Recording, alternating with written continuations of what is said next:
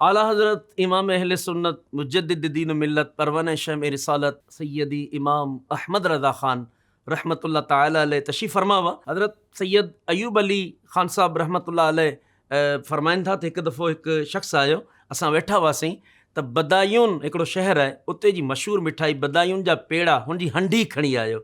त सैयद आला हज़रत इरशाद फरमायो, बाबा तोखे को कमु आहे? हुन अर्ज़ु कयो, न साईं, बसि तव्हांजी ज़ियारत जो शौक़ु हुयो, अव्हां सां मिलण जे शौक़ जे करे मां आयुसि। कुझु देरि खां पोइ पाण महवे गुफ़्तगू रहिया, वरी पुछियो बाबा को कमु हुजे? हुन ॿियो दफ़ो टियों दफ़ो पाण वरजाए टे दफ़ा जॾहिं पुछियो, हुन चयो, न साईं, तव्हांजी ज़ियारत जो शौक़ु, तव्हां सां मिलण जी गरज सां मां आयुसि। उन खां बाद में पाण उहा मिठाई घर मोकिले ॾिनी। जॾहिं घर मिठाई पहुती त हुन शख़्स अर्ज़ु कयो, हुज़ूर मूंखे हिकिड़े तावीज़ जी ज़रूरत आहे।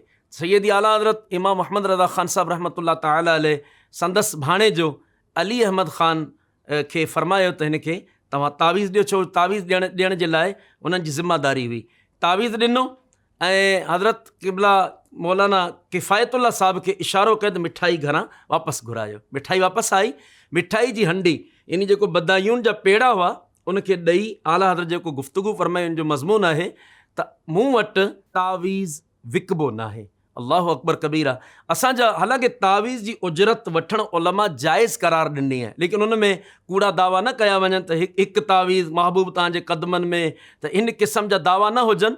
तावीज़ ॾिनो वञे, शिफ़ा अल्लाह जी तरफ़ां जेकॾहिं हूंदी त इंशाअल्लाह मिली वेंदी। ऐं अमीर अहले सुन्नत शेख तरीक़त बानी दावत इस्लामी क़िबला मोहम्मद इलियास क़ादरी साहब दामत बरक़ात मालिया फरमाइनि था, अहिड़ा बि माण्हू आहिनि जेको कारे बकर जी जना कारो जादू, हालांकि जादू जो रंग कोन हूंदो आहे, लेकिन माण्हुनि जी नफ़्सियात जे मुताबिक़ हिन ते कारो जादू थी वियो, तिन जे लाइ कारो बकर, कारो कुकुड़ इहो तव्हां ॾियो।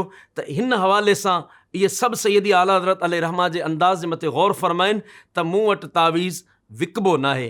यानी कंहिं मरीज़ जे लाइ तावीज़ ॾिनो अल्लाह रसूल जी रिज़ा जी ख़ातिर ॾियो, त उम्मत जे ग़मख़्वारी में, ग़मनि में असां शामिल थियूं, उन्हनि जा ग़म लाहिण वारा बणिजूं। हुनजे घर में जेकॾहिं कारा बकर हुजनि हा त पहिरीं ॻाल्हि त शायदि असांजे त रुख़ बि न करे तावीज़ वठण वारनि जी तरफ़, कुझु बि न आहे तॾहिं रुख़ कयो आहे त महिरबानी करे अहिड़ी डिमांड न कई वञे जेको तावीज़ वठण वारो माली परेशानियुनि जो शिकार थी वञे। अल्लाह पाक असां तव्हां सभिनी खे उम्मत जी ग़मख़्वारी जो जज़्बो अता फ़रमाए। Social media Sindhi Dawat Islami platforms के लाइक्स, फॉलो, शेयर कयो, सब्सक्राइब कयो।